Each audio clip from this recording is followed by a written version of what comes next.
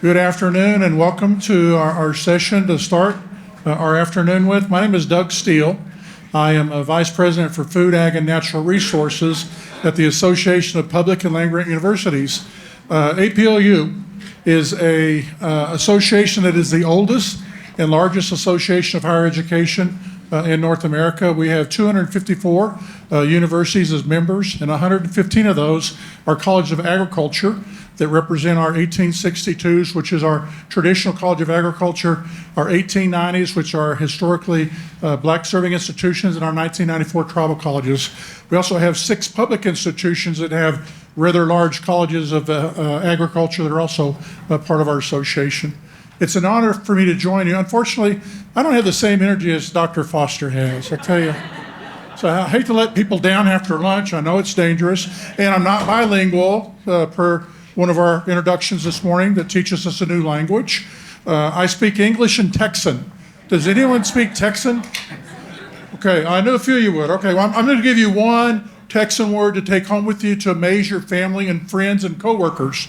And that word is howdy. Wonderful. So take that with you. It's an appropriate greeting at any place and time, and I hope you take huge advantage of that. I began my work with NON about 3 years ago when we put together some organizers to say, what can we do to be part of GFRAS, and where are the missing gaps in the United States? And so I've been on the advisory committee as we built our bylaws, built the structure needed to move forward. And I think I can speak for Carrie and the whole team is that what a great moment to be here right now to celebrate with you what I heard Carl say, the youngest member of GFRAS and the exciting work we have going forward. So it's my distinct pleasure to introduce our moderator for this afternoon. And in our country, there's a very close relationship between the USDA National Institute of Food and Agriculture and our land-grant universities. And in fact, they are the largest federal extramural funding of our land-grant universities. And it's a historical relationship that goes way back in time. And so it's my pleasure to introduce Dr. Dionne Toombs as our moderator. I have known Dionne for a long time now in several different capacities. And it seems like we get on the same conference trail, don't we? Yes. And either follow each other or get to spend time on panels together. Dr. Toombs has previously served as acting director of NIFA, as director of the Office of the Chief Scientist for USDA, a national program leader for the Food and Ag Research Initiative, AFRI, a program specialist for food, science, and nutrition, and a student intern at the Ag Research Services. She is literally somebody we talked about this morning that is one of our own that has grown up through our system, and we're so proud of her and her accomplishments. Now, I consider Dr. Toombs not just a colleague, but a friend. And so I gave her a forewarning that I don't like the kind of the resumes that are online. I like to just scour all of social media and find out things that nobody knows about Dr. Toombs. I want to put that in a caveat. We were together at a meeting of Family and Consumer Sciences, and I told her, I said, if you don't mind, I'm going to do something really different. I'm going to introduce her through an interpretive dance. Well, she kind of rolled her eyes and looked at me, kind of let that pass, and it came time for me. I introduced her. She got up there, and she said, Doug, where is the interpretive dance? So I'm not going to offer that for this meeting today. But I will tell you that she has been a national leader for over 2 decades in science policy, developing the potential of our students, of our staff, and of our colleagues. She is exceptional in relationship building, and she's wonderful in collaborating. Now, the one little personal part I will share with you is that she enjoys spending time with her family, Pilates, participating in community service projects, and learning how to play golf. But she did tell me the golf thing is not coming along as well as she'd like it to. The first time I read this introducer, I didn't see Pilates, I saw pirates. And I thought, isn't that cool that you want to be a pirate? And maybe you do when you grow up. But it's such a wonderful time to have her here. We're honored by your presence for all the USDA folks that have joined us. And so to moderate and introduce our panel, Dr. Dionne Toombs.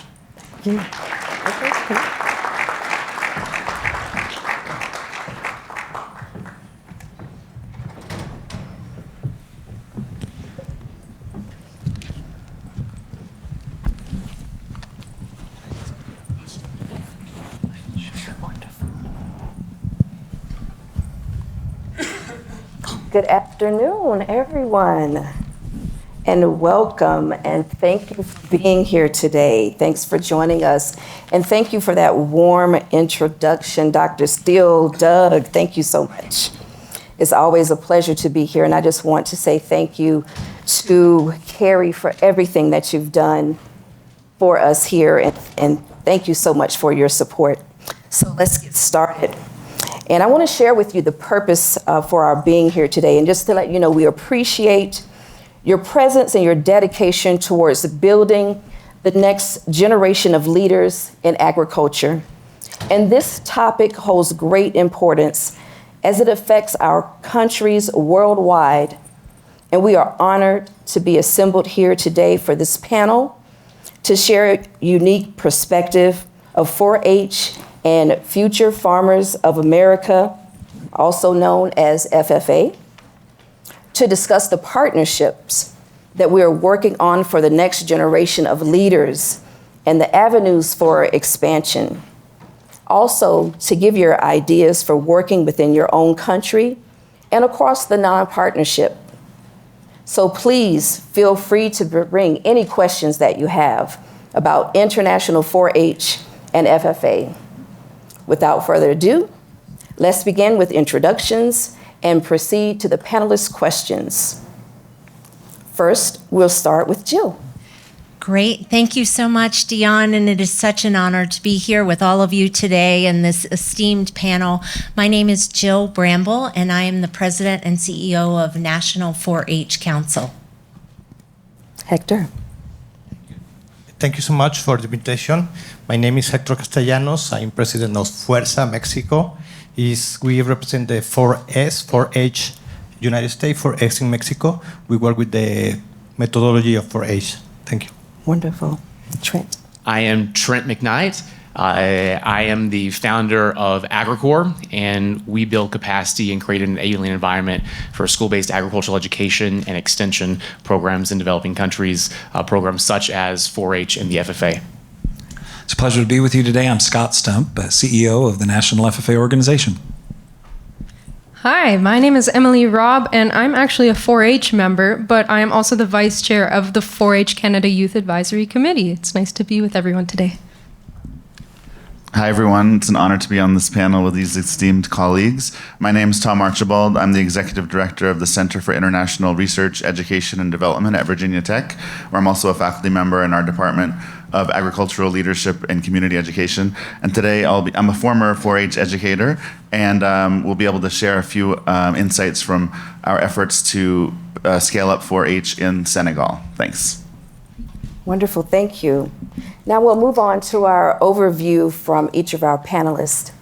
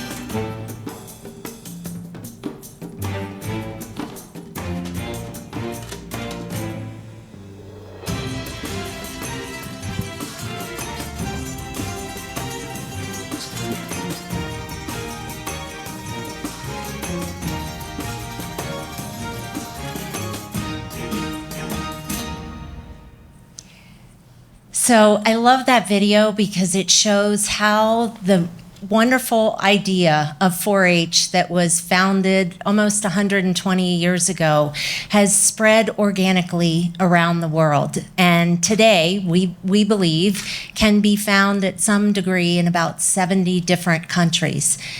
The program here in the United States is led by the cooperative extension system of our land-grant universities and also has a very strong partnership with the United States Department of Agriculture. That program here in the U.S. does not drive other programs around the world. It really is here in the U.S., but we participate as a partner to the global 4-H network. And what you will hear today are the ideas of investing in young people and offering them a pathway to college and career and an appreciation for agriculture. Has happened around the world when 4-H alums start 4-H in other countries, when our land-grant universities start programs in partnership with other countries, and it's developed in a way that's very local and very relevant to the needs. So we do not control a global 4-H program at all, but we're really excited for you to learn a little bit more today how that has grown around the world, and we will continue to invest in our nation's young people. Wonderful. Yes. Okay, thank you. Okay, FFA is a foundation in Mexico. We work with the young rural leaders. And the history of FFA, we start when I was in the university around the 90s, and we have a travel to the Texas A&M University, and I see the program of 4-H. I know the program of 4-H in this university, the model, and I love the symbol to make the best better. I remember very well when I see this, to make the best better, I take and I put in my life. Then a few years later, I start to work in the Zagarpa. Zagarpa is a minister of agriculture in Mexico, and the name is there. But I have a very good leader, a mentor, the Dr. Jorge Galo Medina. He passed away the last year, but we do a team, and we start to try to create a system of extensionists in Mexico, because Mexico is a very big country. We have a different areas, or rural areas. We have a desert, we have a jungle and others, and we try to do the best in Mexico. And we see another system of extension in another parts of the world. And I remember that to make the best better of 4-H. So 4-H model. And we try to put this model in Mexico, and when we go out of the government, we start to create this model in Mexico with different actors. We see in United States, the university is very important, the students is very important, the communities is the more important part of the model, and we start to create a social entrepreneur model, and we put the best of this model to Mexico, because it's impossible if you try to take a 4-H, it's impossible to put 4-H in Mexico, because we have a 100 years of different world. Okay, we go to see a video. Peace Products. It is a badge that helps, empowers, and enhances the vision of the community, bringing wellness and opportunities. 4H4S just reaches Mexico as the best and largest program of the positive youth development worldwide, changing life for over 200 years. We believe on the power of our younger generations. We believe that there is talent, but not always opportunities. That's why we encourage our young leaders to be part of the change. 4S currently have 4 programs. Farming, which main objective is to foment food production through the construction of home or school greenhouses and farmlands. Value Yourself, which main objective is to develop the skills and talents through the integration of high levels values among the community.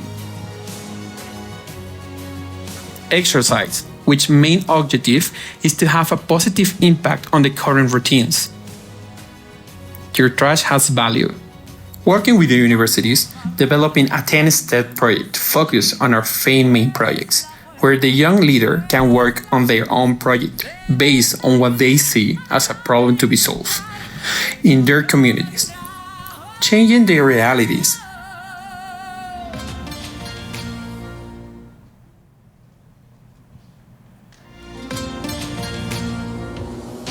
Peace Products. It is a badge that helps, empowers, and enhances the vision of the community, bringing wellness and opportunities to the most vulnerable in our society, especially among rural areas, natives, women who live in danger zones, just to name a few, always saying, "I do not accept the violence." The collaboration spirit is what fuels this initiative, where the small producers can aim for bigger goals, thinking about how local solutions solve global issues. Focuses on the protection of said population, restoring the fabric of our society, with the main purposes of highlight the everyday work of our communities, because all together can make the most of it. To you, to me, to Mexico. Join us to the next generation that builds a better and brighter tomorrow. Okay, this is a very short part we do, but the more important of the model, we have a very good traceability. When the young students start to work with us, we take all the talents, all the strongest, and we try to develop five very important skills, soft skills. The first is work for objective. The second is take an idea and put it in a paper with our model 10 steps. The third is sell your project. It's very, very important for the young students. The fourth is put in action. Okay, we take this project and we go to the community and we work in the community with the project. Okay, the project is the student's project. And the five more important is auto-evaluation. Okay, because if you don't have evaluation, maybe it's functional, maybe no. You need to do the evaluation. This is because our model have a recognized of the UN of the 17 goals of development, sustainable, and we try to now put this model in another country. We start to work in Guatemala, in Colombia, and with our brand, Peace Products, we go to the last year at Dubai, at the expo, a global expo, and we have relation with around 73 different countries because we want to put a store in each country with these products, okay? Because the more important, if you see to make the best better, the Coca-Cola marketing is very, very good. The Coca-Cola send idea, emotion, a family, a friendship, and we have a tell a story behind each product. Okay, now thank you for the invitation. We are here for say our model is replicable, is is sustainable because all we do, the money is generated because they go across the foundation. Okay, we don't receive money of the government or money of nothing. We work with the each program, each product, each project, and then generate a financial situation. We have all the methodology. We have the 10-step projects, and we can do something here with each of you. Always thinking to make the best better. Thank you. Oh, wonderful. Thank you. Thank you. So at AgriCorps, we work with 4-H programs in West Africa, Ghana and Liberia in particular. And when we talk about school-based agricultural education, we are talking about this 100-year-old 4-H and FFA model that was developed here in the U.S. To really accomplish two different objectives. And so whenever we are talking about school-based ag education or extension, we're going back kind of in time to the early years of 4-H and FFA here, and those two core objectives. First was youth development. So the academic skills, the life skills, and the vocational skills of young people, those future farmers, trying to inspire them a new generation, next generation of agriculture. But second, and just as importantly, is to improve rural livelihoods by using youth as early adopters and diffusers of agricultural innovations through schools into their local communities. So viewing the school as a hub for economic development, not just as a way to train the future farmers in the future of agriculture, but also to have an impact on agriculture today. It's a way of amplifying extension. We work closely with agriculture extension in Ghana and Liberia, and agriculture extension has a problem. We have one extension agent for 30,000 farmers in Liberia. That's just a non-starter for most extension agents, for most agriculture extension agents. But whenever you're able to leverage their assets against schools, and rather than one extension agent per 30,000 farmers, it's one extension agent for 20 or 25 schools, you can begin to leverage these different resources. So to kind of explain this, an example, I said we work in Liberia and we're conducting a large research project there. In Belamu, which is a small community in central Liberia, Mr. Patrick, the agriculture teacher, attended an agriculture teacher training at the Central Agriculture Research Institute, supported by Agriculture Extension, local agronomists. Amongst various types of improved agriculture methodologies learned, one was an improved method of growing cassava using mounds and ridges rather than growing it on the flat bed. This particular methodology improves yields by about 35%, doesn't cost anything. Mr. Patrick took this idea back to Belamu Town, to the junior high school, trained the 4-H club, the 4-H members, trained them on the school demonstration farm, which is not only a laboratory for learning, but also a demonstration farm to demonstrate to the farmers in that community these improved agricultural innovations. The students have, as Hector talked about, home projects, a home entrepreneurship project, where then they take the ideas that they've learned and they have their own home farm or maybe a backyard garden. One of those students was Lincoln. Lincoln took the idea of mounded cassava back to his family's farm and started his own home entrepreneurship project. This attracted the attention of his parents and other farmers. He trained 14 farmers himself in these improved methods, one of those being his uncle. His uncle was so impressed by the yields that he received by this new methodology that he organized a cooperative of farmers to start a cassava cooperative, and they made enough money to buy a mechanical gari processing machine for cassava processing. And so it shows you this whole diffusion of agriculture innovation from research through extension to a school through a 13-year-old into the home and community, and that we can use youth to catalyze change in agriculture in our communities.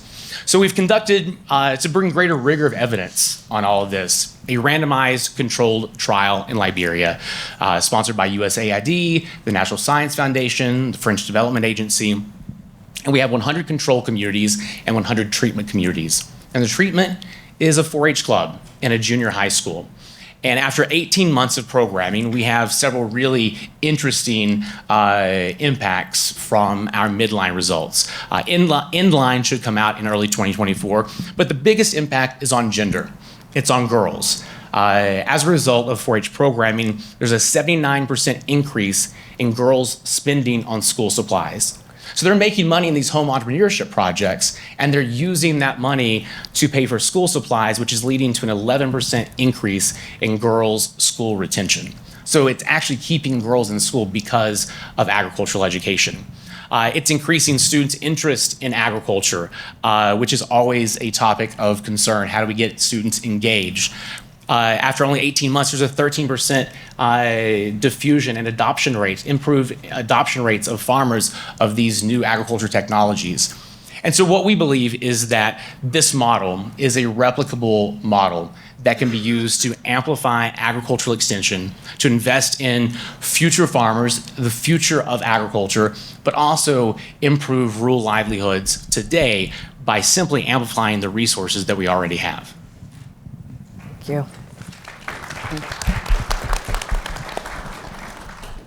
All right, Scott Stump, National FFA, and many of you I know, well, raise your hand if you've heard of 4-H before or have direct experience with 4-H. Yes, the vast majority of the room. How many of you have direct experience with FFA? Yes, many, not quite as many, but a good number there. So as Trent talked about, we are rooted in school-based agriculture education. The one most significant difference when people ask, well, okay, you and your sister or brother organization, 4-H, what's the difference between FFA and 4-H is that we only exist in a school-based delivered program. And we're in middle schools, about 9,100 middle schools and high schools across the country. And in that, we have just under 1 million students that on a daily basis are not just having an outside of classroom experience, but they're having an in-classroom experience to gain the knowledge to then take and apply in their outside of classroom experience. And we ask each student to either have an entrepreneurship enterprise where they're growing, as Trent mentioned, the student in Liberia, or working for an agricultural business. So in some way, shape, or form, they are growing their capacity to work or to be an entrepreneur and raise a business. The other area of aspect that we've most recently added is research. We invite our students to dig into researching as a part of their exterior classroom experience because we need to grow that part of our capacity within the agriculture system. In addition to the nearly 1 million current students, 5th grade through seniors in high school, we also have about 750,000 alumni. So adults that are out coming alongside these students and supporting them in their work. What we do, and if you want to go on to the next slide, and I'll just say this, do know that we've actually had our board approve our vision statement a couple of years ago, so I think we're ahead of the trend, but we fully support the work going on with the of growing the next generation of leaders who will change the world. We firmly believe that Generation Z and Generation Alpha are approaching work in a completely different way than ours, those of us sitting in this room, approached work. They want to solve the big problems. Yes, they want to hit the 17 UN sustainability goals, and they want to make sure that we're making progress on those. How do we empower them and move them forward in that work? And we do that by developing their potential for premier leadership, personal growth, and career success. So again, we are focused in on developing that whole person as a leader for their community in the future, for the business that they're going to run, to take service as a school board member or as a co-op leader or serving in the state or the federal legislature as a representative or senator.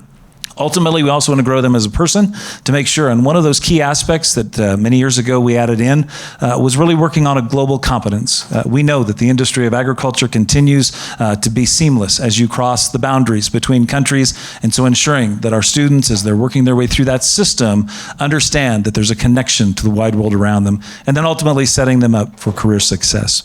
The key to all of this is that we are delivered through the Department of Education at the federal level, through the state departments of education, and then ultimately there is a teacher that's hired in each of the schools of the 9,100 that we have that is actively daily, not just coaching those students in the classroom, developing their knowledge, but then also coaching them on their skills in that application outside of the building, in their home environments, and then supporting them in their growth of leadership. And we believe it's a model, Trent and I have had this conversation many times, that doesn't exist anywhere else in the world that he and I have seen. Having all three of those components makes a difference. So if we go to the last slide, I would say that there's some other countries that have said yes to the comparative FFA experience.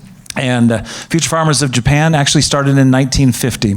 And I wish Chancellor Frank was still here, because somebody tell him about this. But when General MacArthur was really working in the reestablishment of Japan after World War II, two of his staff, as far as the attachés with him, had experience with FFA. And they said, you know what, our first need is to get this country fed.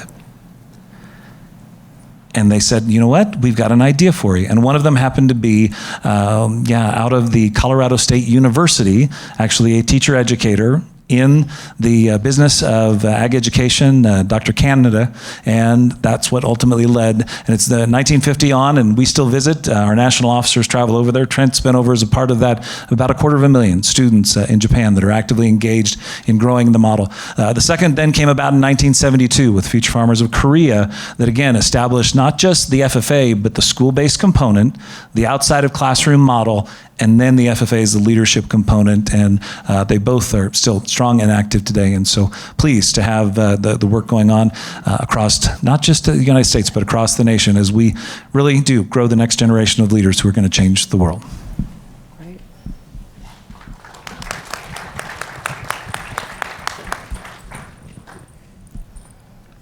Okay, I am Emily Robb, as I stated in my introduction. I am not a CEO or executive director or anything of the sort.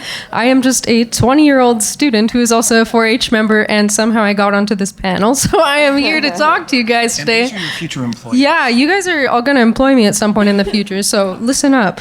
Okay. So I'm here to talk to you guys today about my experiences as a 4-H member, but also a little bit about how 4-H Canada kind of works to make leaders all across the country in many different scenarios.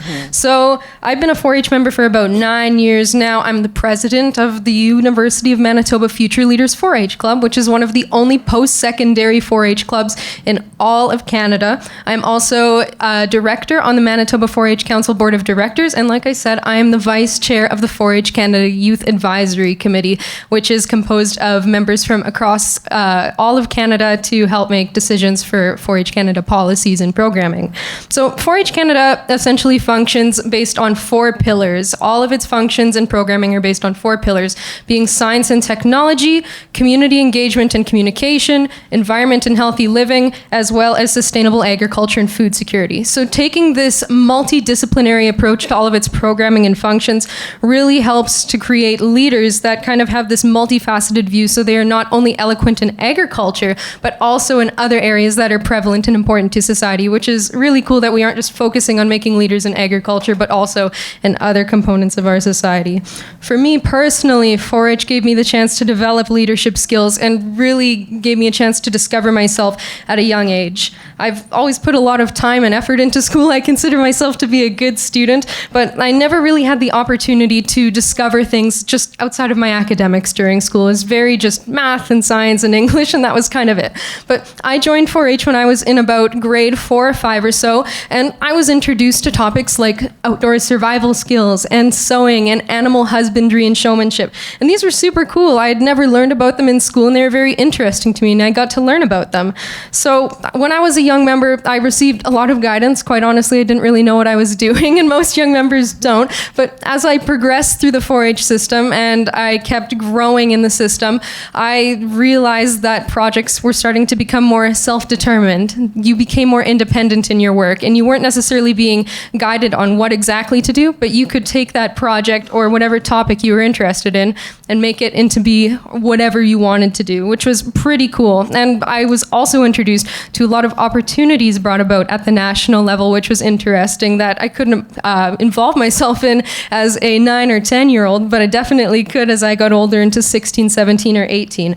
For example, one of the opportunities that 4-H Canada provides is called Careers on the Grow, where 4-H members who are 16 and older can apply for an internship with something that they're interested in and be placed somewhere in the country, anywhere of their choice, and they work for the summer as an intern, maybe as an HR specialist or as someone who works with commodity pricing and analyzing like market trends, or working as a community educator. The possibilities are really endless, and 4-H works to place 4-H members who are eager to grow their leadership skills somewhere in order to make them develop good decision-making skills and communication skills and leadership skills. And that's a pretty cool program, and that's just one of the opportunities that are available through 4-H Canada. We also offer national conferences. There's 3 of them that happen annually, so 4-H members can come together and collaborate in person across the country, and 4-H often will subsidize or sponsor the fees, so there is not a financial barrier associated with these. We also have around 170,000 Canadian dollars in scholarship funding funding annually for students who want to continue developing their leadership skills in post-secondary education. And we offer other things like e-mentorships and mentorship circles, so students and 4-H members can access resources from industry professionals, further developing their leadership and other skills that they might want to see themselves develop. And with all these different opportunities that I've mentioned, no 4-H experience that I've seen anyways looks the same. Everyone gets something different out of it, which is pretty cool, and they're all positive experiences.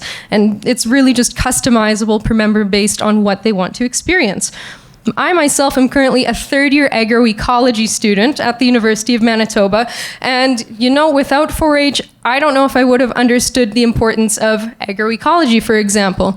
I know that agroecology is very complex, it's very multifaceted, it's not just agronomics, and it considers other things like cultural knowledge and the transfer of knowledge and all these other things that aren't necessarily natural sciences.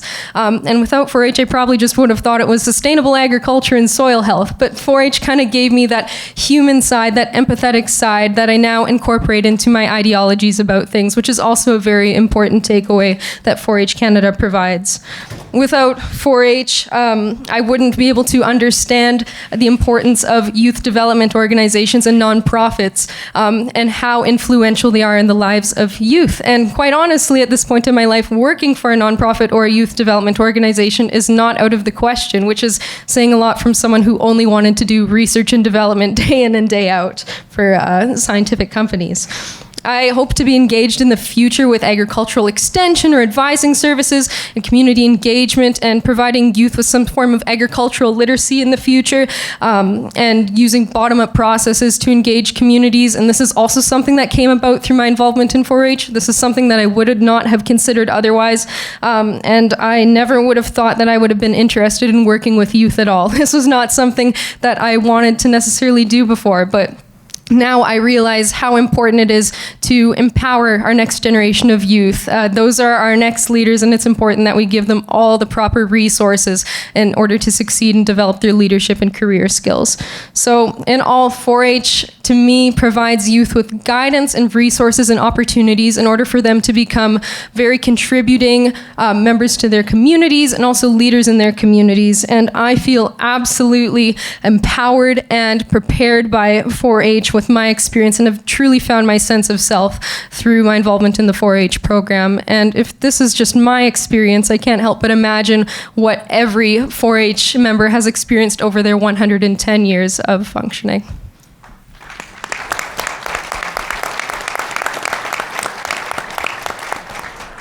With leaders like this, the future is bright. That is very impressive. Yes. I'd like to share a little bit about our experiences trying to set up and scale up 4-H in Senegal. But in doing so, I think I'll also touch on a few themes that my colleagues here shared. But just some background.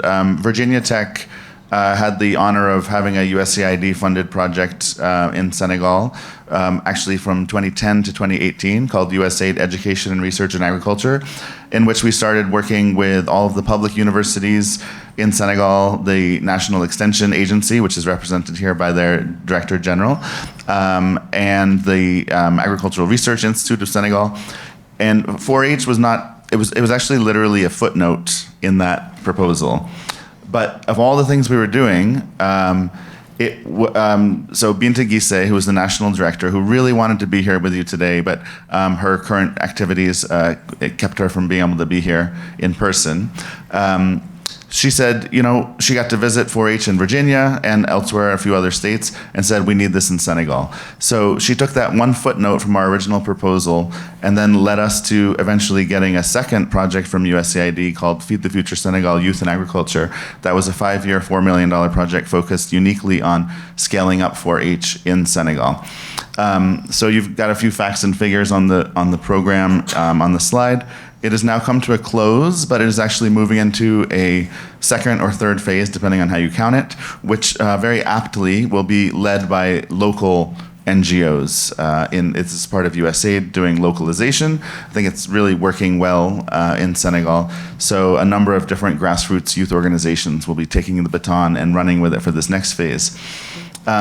one of the threads was actually something that Trent mentioned, which is this amazing nexus within these youth programs, both FFA and 4-H, of the positive youth development, the life skills, the agricultural development, and the economic development. And I think we really saw that on display in Senegal. We always led with life skills. And thankfully, most of the key actors recognize that.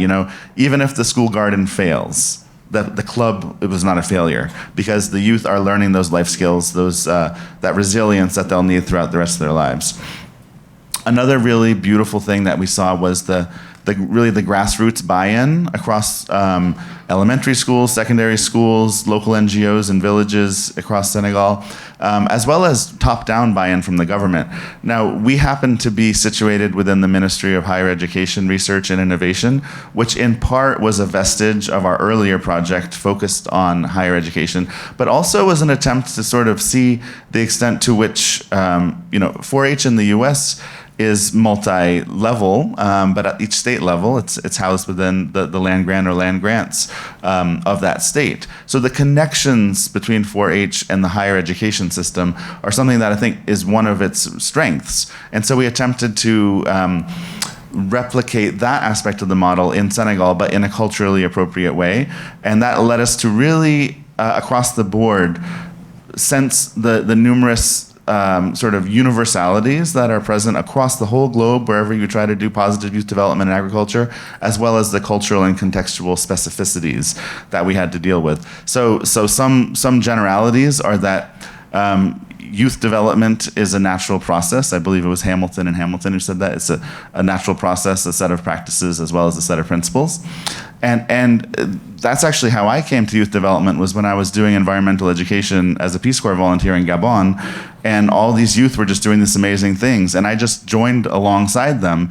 And then later, when I got back to the States and got hired by Cornell Cooperative Extension, I realized there was a whole research base behind it. So it was a research practice link that started with practice and then had the research to back it up. So that's what we really experienced in Senegal as well.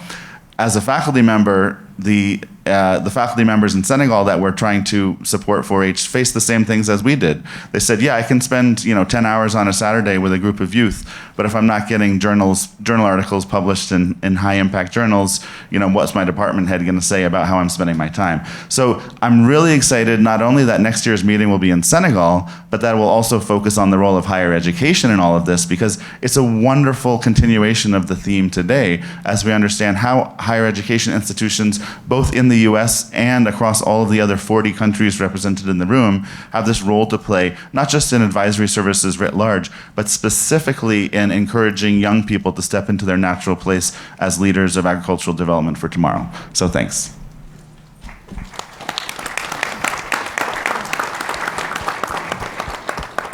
Thank you so much for the overviews. Those are wonderful. And we're going to transition into our question and answer period here. And this focuses on North America specific.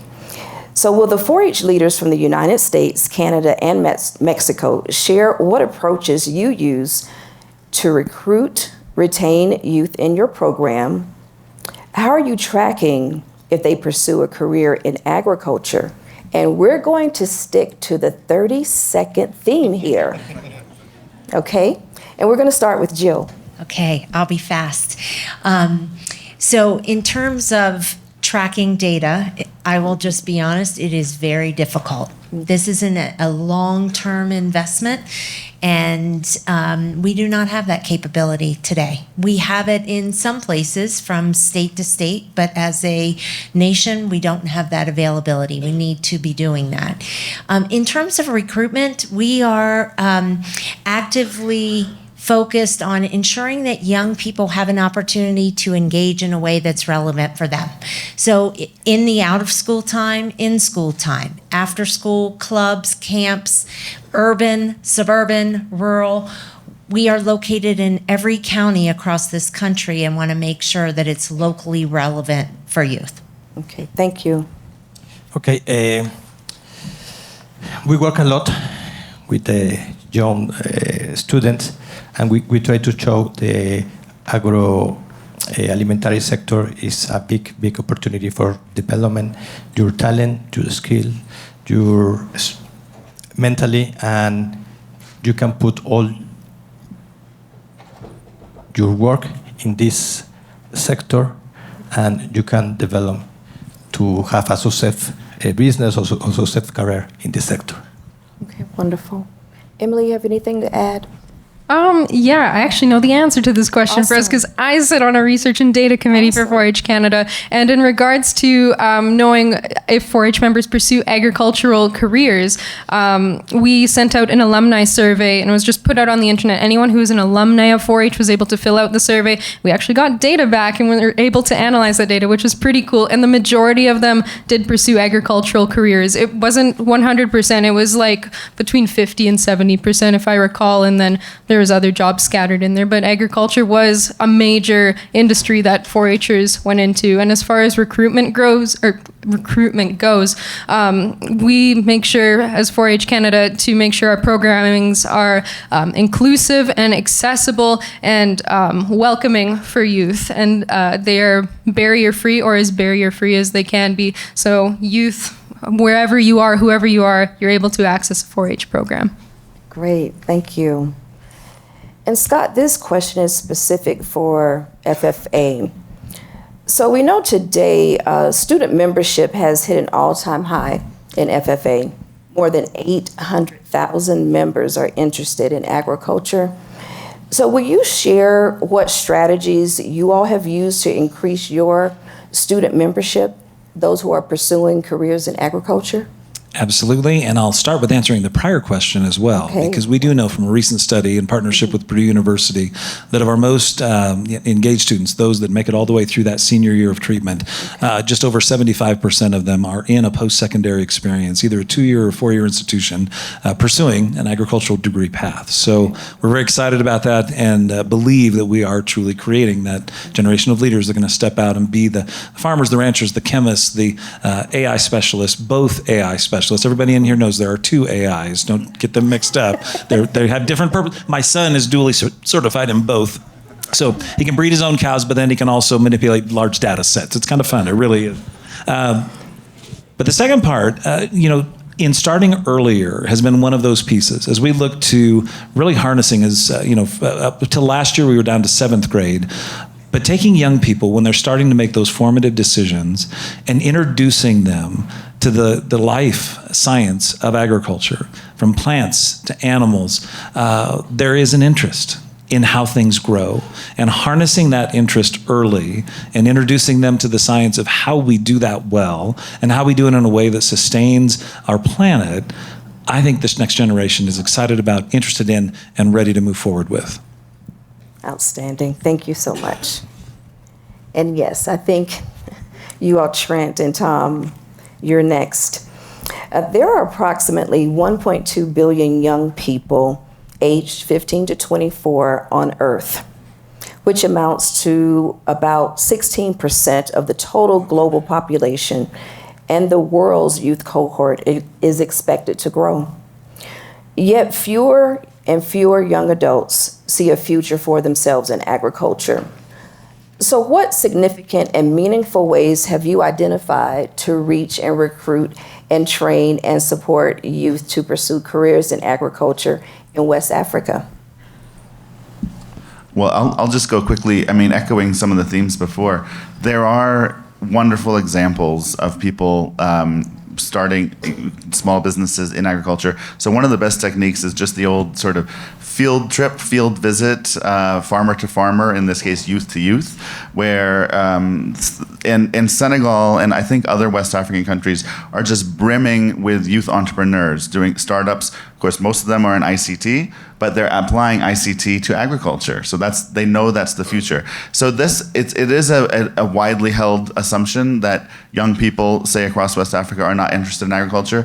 But I've actually never met a young person in West Africa who's not interested in agriculture, because they see what their sisters and brothers are doing with new approaches, that it's not their grandfather's agriculture, with all due respect to the elders, but all we do is just get them in front of wonderful existing examples, and then they say, how can I start this myself?